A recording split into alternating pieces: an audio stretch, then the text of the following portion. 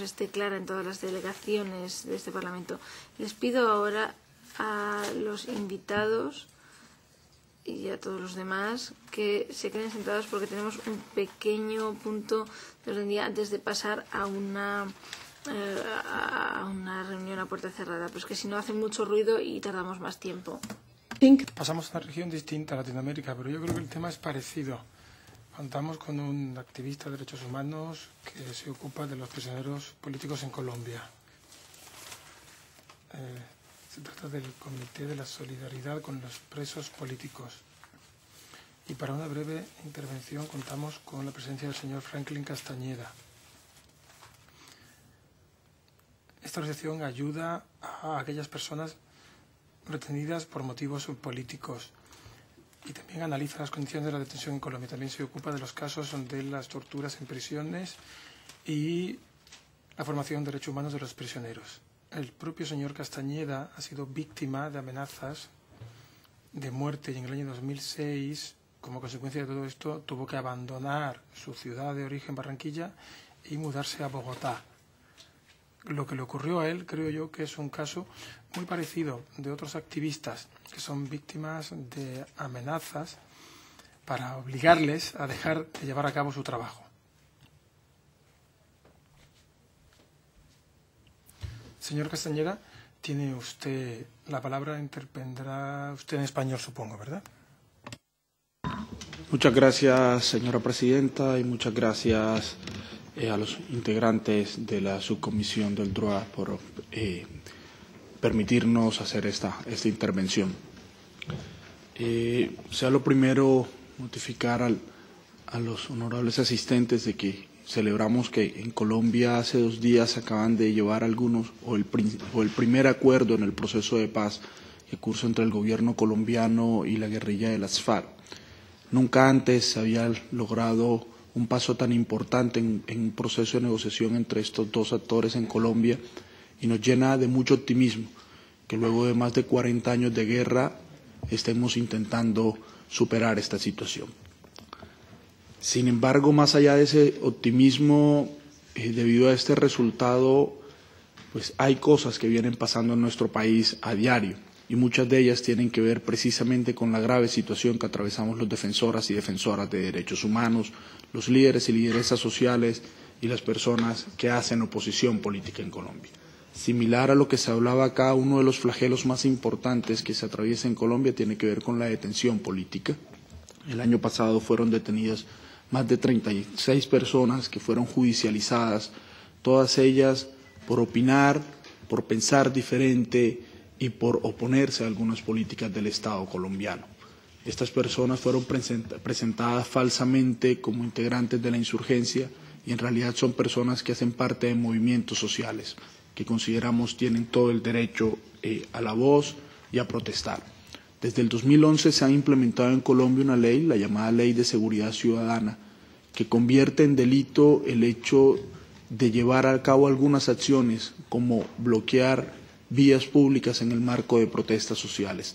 Este año, en lo corrido de los 4 primeros meses, ya han sido capturadas y judicializadas 80 personas que pueden enfrentar cargos que los privarían de la libertad entre 24 y 48 meses.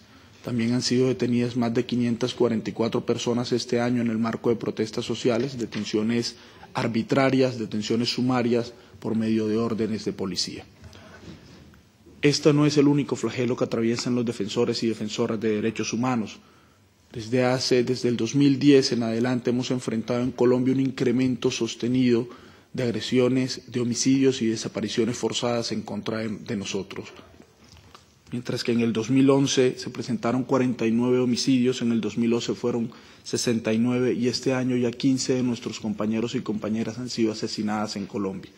La impunidad en estos casos es superior al 98-99%, es decir, no hay una respuesta de la justicia colombiana que permita enviar un mensaje en el sentido a los actores armados en el sentido de que estos hechos no vuelvan a repetirse.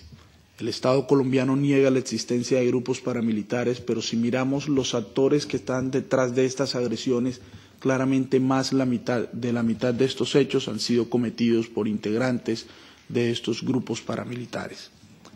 Además de esto, persiste en Colombia la intención de reformar la justicia para debilitarla y para garantizar impunidad precisamente a estos actores. El año pasado fue cambiada nuestra Constitución colombiana en 2 ocasiones y en una de ellas se abrió un escenario, lo que se llama el marco jurídico para la paz, que podría permitir eventualmente la amnistía y los indultos incluso por graves violaciones a los derechos humanos. Y otra de estas reformas es el fuero penal militar. Este fuero, que se vende como una parte del proceso de justicia transicional que se iría a coordinar entre gobierno y FARC, lo cierto es que al modificarse la Constitución tenemos el grave peligro de que hechos pasados, hechos que vienen ocurriendo actualmente y hechos futuros de graves violaciones a los derechos humanos terminen cobijados bajo una protección especial a los integrantes de la fuerza pública. Cabe recordar que entre el 2002 y el 2008, según nuestros registros, más de 3.500 personas fueron asesinadas por la fuerza pública colombiana. Según el registro de Naciones Unidas, fueron más de 5.000 personas. Fueron presentadas como muertos en combate y los casos presentan un muy leve avance, un avance que no es superior al 3%. Hay más de 1.500 investigaciones que vinculan a cerca de 4.000 agentes del Estado colombiano en estos homicidios. Por eso nosotros quisiéramos presentarle 2 propuestas a esta subcomisión. La primera de ellas porque nos preocupa que cuando el servicio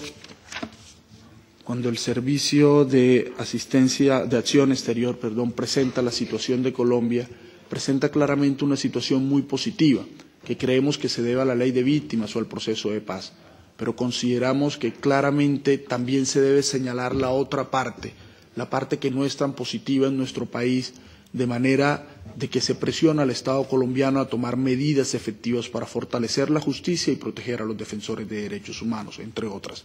También consideramos que esta subcomisión debería reflexionar sobre la posibilidad de abrir un espacio de audiencia sobre la situación de derechos humanos en Colombia y, por qué no, una pronta visita a nuestro Estado. Muchas gracias, señora presidenta, y muchas gracias a todos los integrantes de su subcomisión. Thank you, Mr. Castañeda. Muchísimas gracias, señor Castañeda. Creo que sus sugerencias son muy acertadas. Esto tendremos que verlo con los diferentes grupos políticos para ver cuál es nuestro programa, pero me imagino que algunos de los grupos políticos tendrán en cuenta esa posibilidad de organizar una audiencia durante este año, en el segundo semestre mejor. Y también haremos llegar sus críticas al Servicio de Acción Exterior. No hemos invitado a nadie porque no hemos tenido tiempo suficiente para avisarles. Y también todo lo que tiene que ver con los problemas de los derechos humanos en Bogotá. Yo tengo una pregunta, porque en la sesión de esta mañana hablamos de las directrices de la UE sobre la protección de los activistas de los derechos humanos. Hemos hecho un estudio en todo el mundo para ver lo que está haciendo la UE. La verdad que está haciendo cosas muy buenas, muchas. Y me gustaría saber, en concreto, en su caso, ¿ha estado usted en contacto con la delegación de la UE en Bogotá? Porque su tarea también es ponerse en contacto con los activistas de los derechos humanos y prestarle ayuda. ¿Podría responder brevemente porque no disponemos de mucho tiempo? Gracias. Sí, desde mi institución hemos estado en contacto con la delegación europea. En algunos casos hemos logrado algún tipo de respaldo. En otros casos, lastimosamente algunos de los más sensibles, no hemos logrado ese mismo respaldo. Pero en general los defensores de derechos humanos hemos encontrado en la delegación un respaldo importante que ojalá pueda fortalecerse y tener en cuenta estos temas de los que he hablado ahora mismo. Fortalecimiento de la justicia colombiana y la situación grave de defensores de derechos humanos y medidas efectivas para nuestra protección. Consideramos que siempre se puede hacer más. So, thank you again for coming. Muchísimas gracias una vez más por haber venido, por su asistencia, por hacernos llegar sus recomendaciones. Antes de levantar la sesión oficial, me gustaría dar las gracias a todos los participantes en la reunión, técnicos de seguridad, personal, que han garantizado el éxito de la audiencia esta tarde. Contar con las representantes de Pussy Riot no ha sido nada fácil, créanme, en absoluto. Queríamos ver comprometida su seguridad, o tampoco tengo que cambiar, ¿no?, también nuestras normas. La verdad es que esto se ha logrado con gran éxito. Seguimos a continuación a puerta cerrada. Información sobre el diálogo de derechos humanos UE-Rusia.